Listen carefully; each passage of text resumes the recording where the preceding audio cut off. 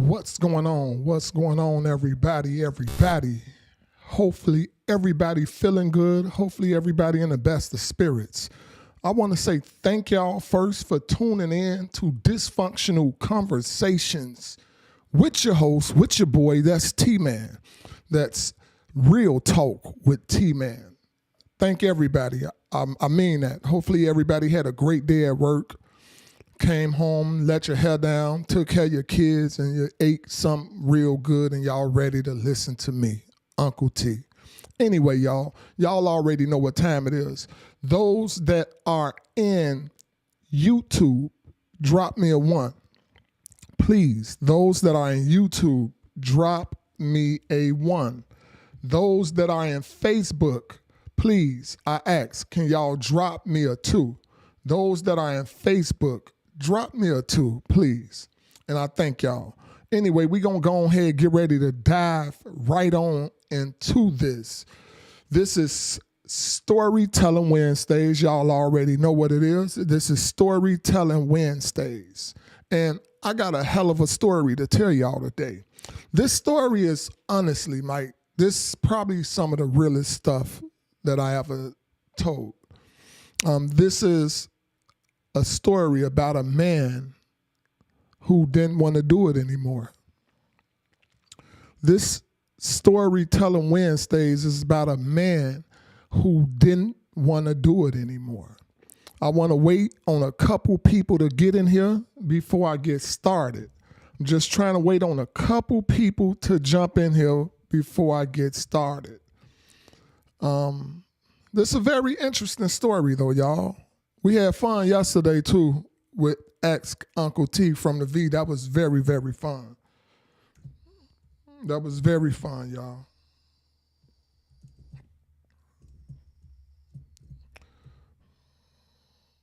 That was very, very fun. Okay. This is about a story about a man who didn't want to do it anymore.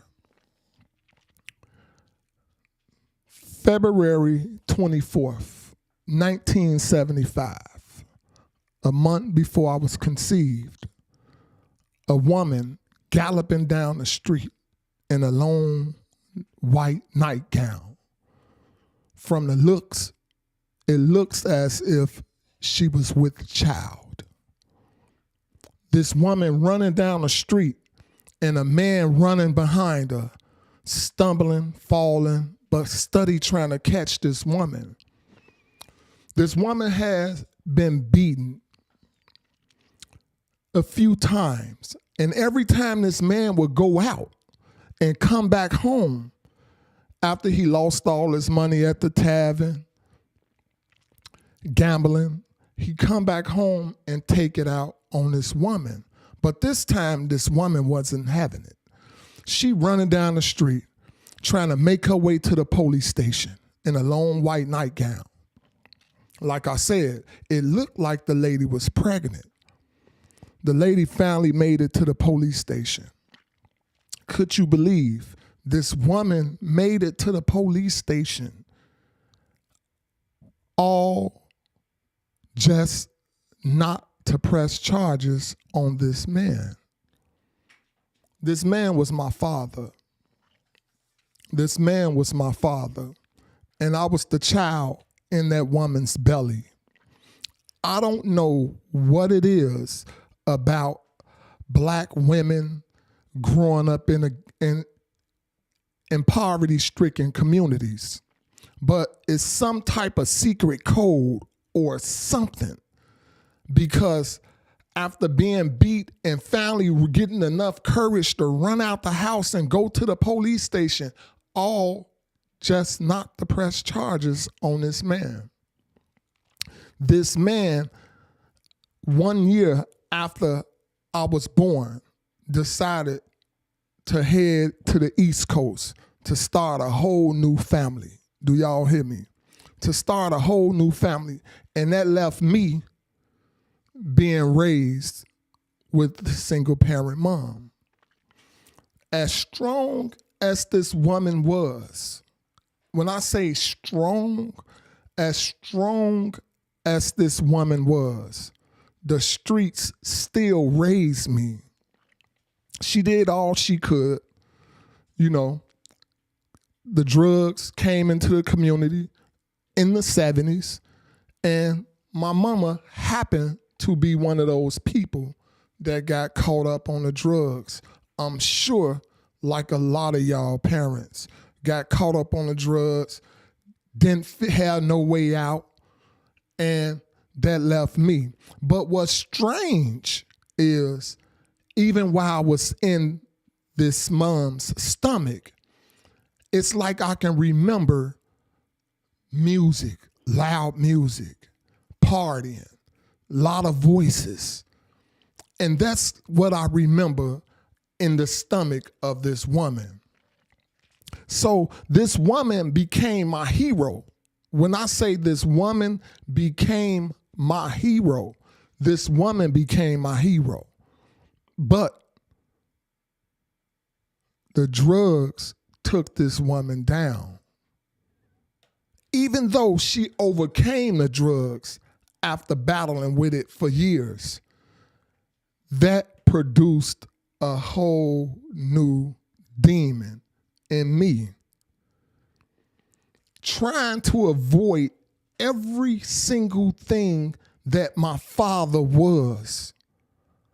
My father was a Rolling Stone. I couldn't escape that as great as I wanted to. Also, my father wasn't in his kid's life. I was able to escape that. My mom got caught up on drugs.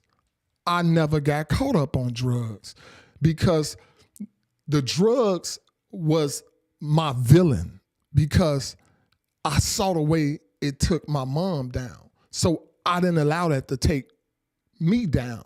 I never got caught up on drugs, but my mom did. And if my mom was my hero and the villain was the drugs, I always knew better. And this message is for somebody out there, 100%, but this is a real life story. I never allowed the villain to take me down because I saw it take my hero down, if that makes sense. So if it was strong enough to take my hero down, I knew what it would do to me. So I avoided that. But growing up in the inner city, in the projects, being a Rolling Stone, that seemed kind of fun to me. That seemed kind of fun to me because the people in this community, whether it was the people that you admired, the ones you looked up to, your uncles, your cousins, they made it seem slick to go out, chase this woman, have this woman. It looked good. It looked good. I never saw the people that I admired, the people that I looked up. I never saw the demons or the issues that they battle with. So, with that being said, that Rolling Stone took me by a whirlwind. Y'all hear me? That Rolling Stone took me by a whirlwind. I got caught up in being a Rolling Stone. And I want to say this. This is about a story about a man who didn't want to do it anymore. Because being that Rolling Stone only looked cool on the outside. Y'all hear me? It only looked cool on the outside. But being a Rolling Stone, what that produced for me, I'm going to talk about me today.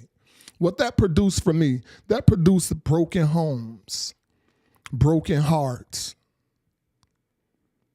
pain, tears, anything negative that you can think of, that's what it produced. But while I was in it, it seemed fun. It seemed fun having this woman, having that woman. My friends seeing me with the baddest one. That seemed fun to me. That seemed so fun to me. Only until I became a man, a real man. When I say a man that wanted to be different from his father, a man that wanted to face his responsibilities. My father told me, I met my father when I was probably 26. I met my father, and I've always forgave him for not being in my life. But I asked him this one question: why wasn't you there? At 27, this is what I asked my father: why wasn't you there? And his answer was, he was a runner. That was his answer. I was a runner. I didn't want to face my responsibilities. Well, I said, Dad, I forgive you. I forgive you, Dad. But guess what? I was a runner, but I didn't run from my responsibilities. But being that rolling stone like my father, like I say, it produced broken homes. It produced heartaches. It produced loneliness. It produced sorrow. And I mean this when I say sorrow, broken homes, because I wasn't fortunate enough to be in a house with my kids as they grew up. Why? Because I wasn't that fighter. I was a runner. When stuff got a little tough, I'm out of here. And that wasn't a good thing, because I should have withstood the test of time, the heartaches, the drama, whatever it was. I should have been there and just withstood it. Not saying that I wasn't in my kids' life, but it produced different baby mothers. My kids not knowing their siblings as much as I would like them to. And now you find a man right now, damn near 50 years old, still trying to build this bond, this bridge between my children so that they can have a certain family structure that I specifically didn't have. So once again, those that's just jumping in here, this is about a story about a man who didn't want to do it anymore. And that man is me. At about 36, I say, that's when I really became a man. That's when I really became the man that wanted to face my challenges head on, that wanted to stand up to my responsibilities. I've always done good to the eyes from the outside. I've done good to those people because they always saw me flashing, had the big change, the big earrings, the nice clothes. They saw that, but they didn't see the pain inside. And I'm going to take this story somewhere else right now. To any young man that's watching this, that's growing up in inner city communities, in the projects, in the ghettos, and the dope dealers, the popular people, hear me please. Those popular people that y'all see, y'all don't see the inside, young men. Y'all don't see the inside. It look cool. They make it look cool to have different women riding slick cars. All that's little though. Hear me, that's little stuff. It's nothing. Yeah, people like having the slick stuff, but that's nothing, because that can't pay and cover up the pain that you feel inside, especially when y'all start having families and having another life that to care for and another life to care for over here. Y'all get where I'm coming from? You producing broken homes. You producing pain. You producing drama. And when you get older, hear me when I say this, when you get older, you want to build your life so that when you're older, it's as smooth as possible. Because when you're older, you can't deal with the stress, with the drama, with the different baby mothers. You can't deal with that. Now you're shortening your life where you're not going to be able to be there for your kids, for your loved ones. So, young man that's listening to this, it just look good, but it ain't good. It just look good, but it ain't good. Trust me. That dude that you looking up to in the hood, trust me. No, not if it's a dude that's not a family man, a dude that's not settled down and married. Hear me when I say this. If you in elementary, if you in high school, the popular kid looks cool to look up to, but it's not the popular kid that you're going to end up working for. You're going to end up working for that nerd. Hear me when I say this, y'all. You're going to end up working for that nerd who had his screws tight, who had a focus. He going to have that smooth life. His life going to be smooth. And you're going to be standing in a line to fill out an application for that nerd. Please, y'all, hear me when I tell y'all this. Stop trying to be the most popular. Stop trying to be that. That ain't what's cool. Stop following people whose education ain't high as yours. You in 9th grade and you're trying to be like somebody who don't even have a 9th grade education. Please listen to me when I tell you this. Because what you will end up being is a man that don't want to do it anymore. Y'all hear me? I hope y'all feel me. I hope y'all feel me when I say this. It's not the life you want. It just look cool. It just look cool, but it's not really cool. Okay? I wanted to drop that message. It was on my spirit. It was heavy on my spirit to reach out there to some young man.